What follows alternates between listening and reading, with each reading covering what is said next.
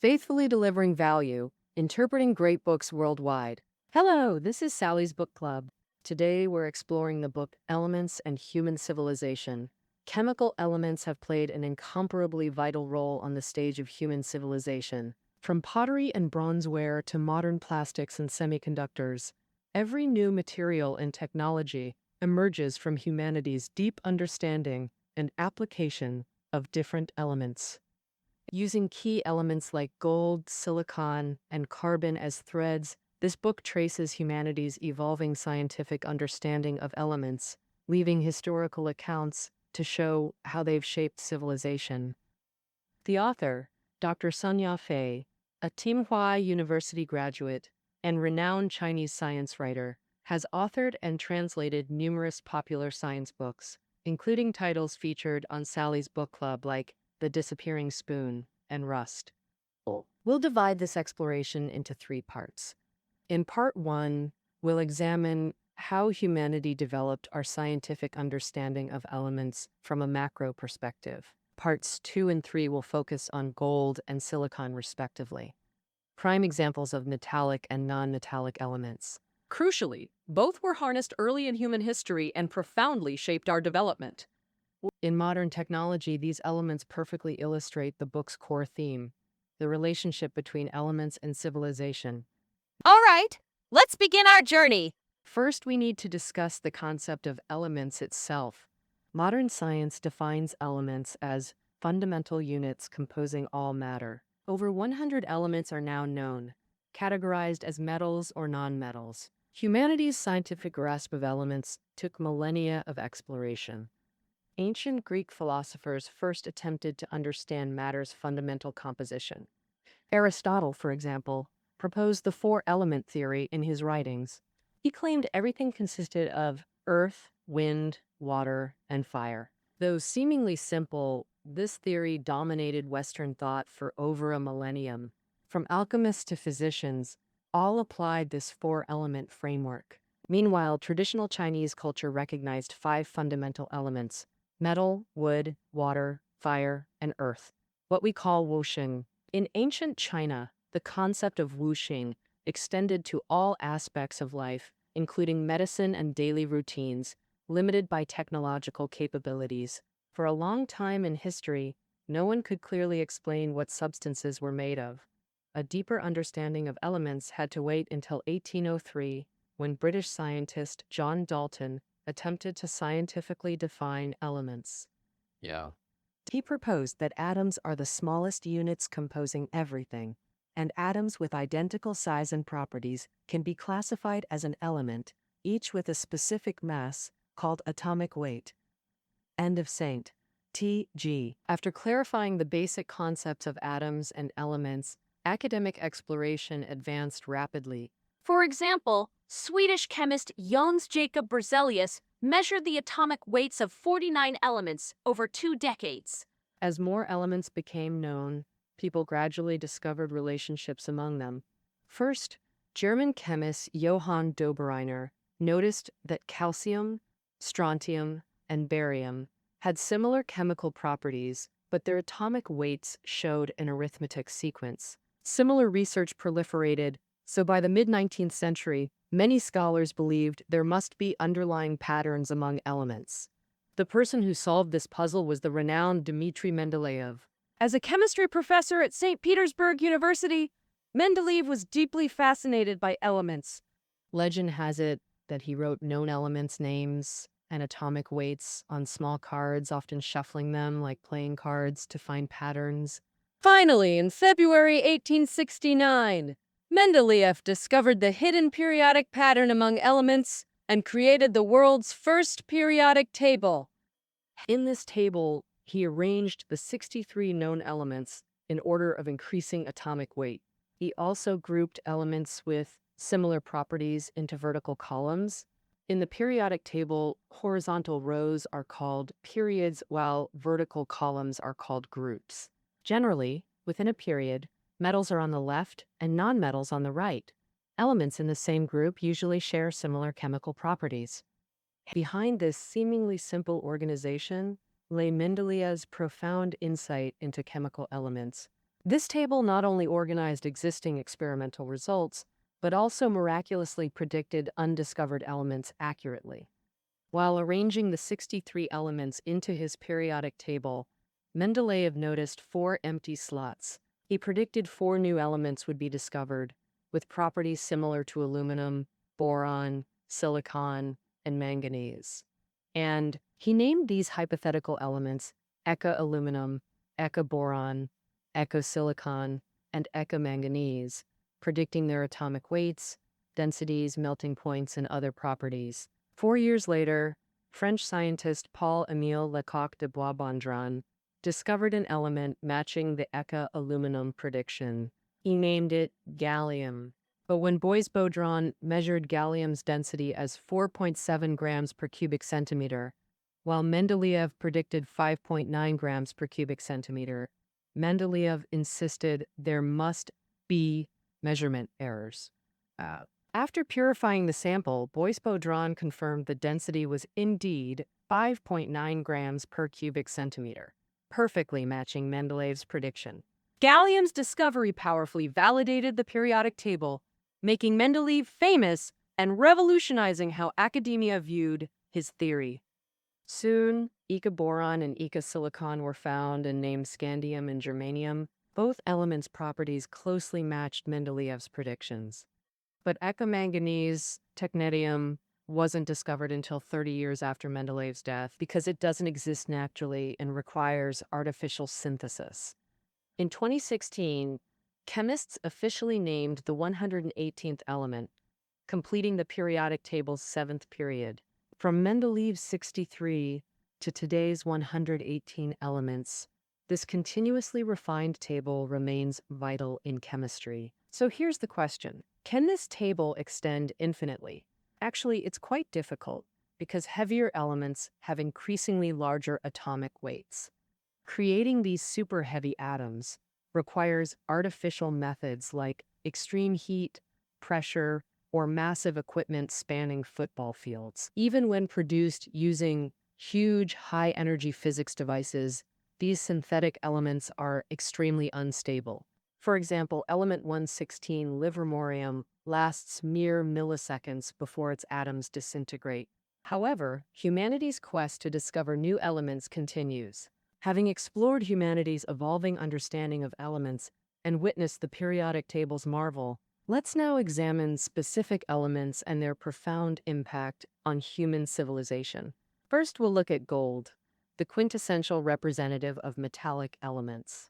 Humanity's relationship with gold stretches back to ancient times. In China, gold has been used for at least 4,000 years.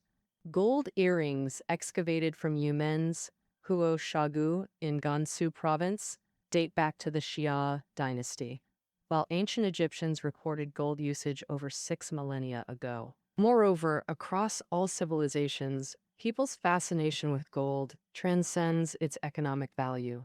So why has gold achieved such exceptional status? The book's author identifies 3 key reasons, starting with gold's extreme scarcity despite nearly 6,000 years of mining. Statistics show that by 2019, total gold ever mined was less than 200,000 tons. If all this gold covered a football field, it would form a layer only about 1.3 meters high. Even with today's advanced mining technology, annual production remains around 3,000 tons. Thus, rarity enhances value, making gold preservation a crucial wealth strategy. Additionally, gold's remarkable stability resists oxidation and common acids, sometimes appearing as pure nuggets in nature. This enduring quality is fundamental to gold's prominence. Yet scarcity and corrosion resistance aren't unique. Elements like platinum and palladium share these traits. So why does gold enjoy near universal adoration? This owes to its distinctive visual characteristic. While most metals appear silvery white or gray-black, gold shines with a bright yellow hue. This makes it stand out among precious metals. But why is gold yellow? This seemingly simple question required answers from the 20th century's greatest scientists. Understanding gold's color requires examining atomic structure. This research began with British physicist Ernest Rutherford. In 1911, Rutherford proposed atoms contain a nucleus surrounded by orbiting electrons. Later, Danish scientist Niels Bohr incorporated quantum mechanics ideas to refine Rutherford's model. In Bohr's improved model, the nucleus remained central while electrons occupied distinct orbits. Imagine the nucleus at the center, like runners on tracks surrounding a field. Inner track electrons need less energy, outer track ones require more. Electrons can change tracks by absorbing or releasing energy. This transition is called electron jumping. It's precisely this electron jumping that gives metals their colors. When light hits metal, electrons absorb some energy and jump to outer orbits. If the absorbed light is visible, the metal appears as the complementary color to what was absorbed. Bohr's theory worked beautifully for most metals, but unfortunately, gold proved an exception. By Bohr's calculations, gold should have been white. Clearly, his theory failed here. Enter Einstein, the scientist who'd resolve Bohr's dilemma. Einstein's relativity showed that as objects approach light speed, their mass increases. This effect is negligible in daily life but becomes significant near light speed. This principle applies to light itself. Researchers calculated that gold's outermost electrons move incredibly fast, over half light speed. Thus, their mass increases by 20% compared to stationary electrons. This relativistic effect causes complex orbital changes. The result: gold absorbs blue light during electron jumps, appearing as its complementary color, golden yellow. So through the collaborative efforts of great scientists, we finally understand why gold glitters with that golden shine. And it's precisely this love for gold that placed it at the heart of pivotal historical events, particularly gold rushes that altered nations and civilizations. The most iconic example is the conflict between Spain and the Inca Empire. In 1492, Columbus convinced the Spanish king to fund his voyage, his promise to seek gold in distant lands. This quest being the primary driving force behind the Age of Exploration. When Columbus fortuitously discovered the Americas, the Spanish king dispatched expeditions to find his dreamed of golden treasures. Now, the Americas indeed held vast gold, especially in the Inca Empire, where gold symbolized the sun god they worshipped. Legend says the Inca king's palace was paved with gold. Even his sandals were golden.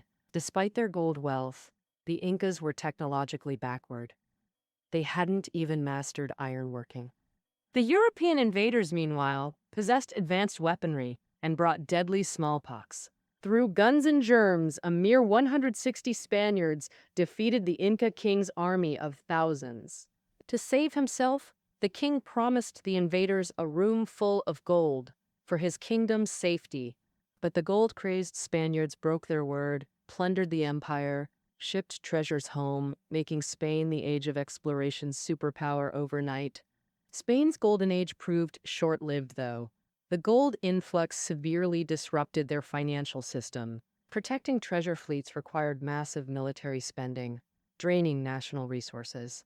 Finally, in 1588, Britain defeated Spain, ending its maritime dominance. For Spain, risen by gold, fallen by gold, yet humanity's love for gold endures. But some might think gold has little modern use beyond jewelry and investment in our tech-driven world.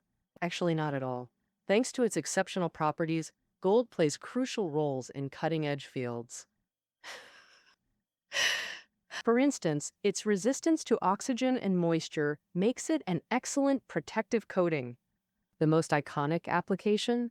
Inside smartphones. Among today's most vital electronics, phones pack increasingly more components into tiny spaces during manufacturing. This demands ever thinner circuitry pathways. Copper is typically used for wiring, but it corrodes easily. In precision circuits, corrosion causes major signal distortions. That's why modern phones coat delicate copper wires with ultra-thin gold plating for protection. Gold stability and workability mean minimal amounts suffice, just micrograms per phone. So a tiny gold quantity serves hundreds of thousands of phones. Beyond electronics, gold's vital in medicine, defense, and more. All right, having covered gold, let's explore silicon, another element deeply woven into human civilization. Silicon's defining trait, it's incredibly abundant.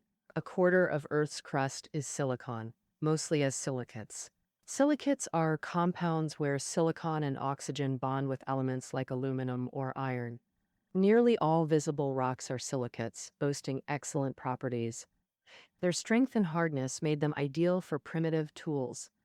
Plus, high melting points allowed fire-resistant cooking vessels, crucial for early human survival. These qualities stem from silicon's atomic nature. Alone, each silicon atom bonds with four others, forming tetrahedral structures. Imagine open camera tripods that interlink into continuous networks.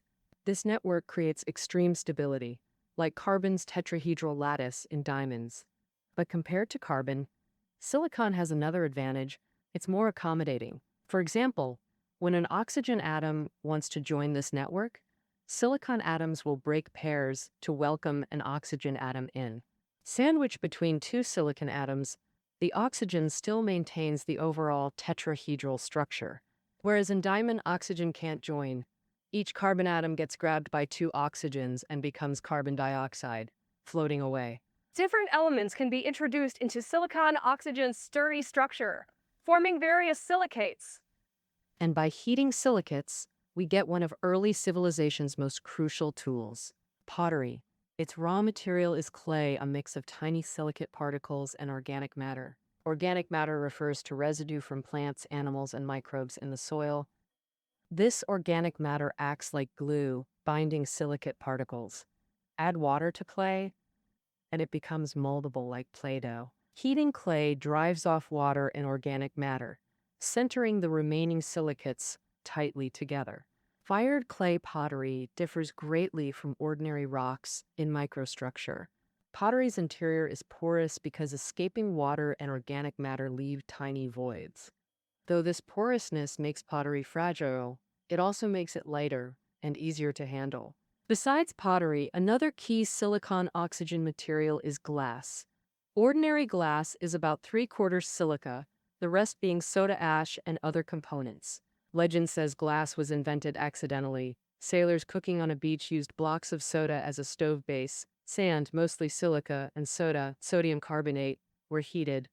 These ingredients melted and formed transparent stones, glass. This story outlines glassmaking's basics but is unlikely since producing glass requires sustained heating above 1,000 degrees Celsius. A campfire can't reach such temperatures. The most prominent feature of glass is its transparency. So why is glass transparent? Transparency is actually a relative concept. Visible light that the human eye can see refers to light with wavelengths between 390 and 750 nanometers. Glass is transparent only for light within this wavelength range. To analyze the deeper reasons, we need to go back to the internal structure of atoms. As mentioned, atoms consist of a nucleus and electrons. Electrons can absorb light energy, and once absorbed, the material appears opaque. The deep principle behind glass transparency involves some quantum physics knowledge. We won't expand on that here. You just need to know that for visible light wavelengths, electrons in glass can't absorb it, so light passes straight through, making it transparent. For infrared and ultraviolet light, glass isn't transparent because it absorbs these rays.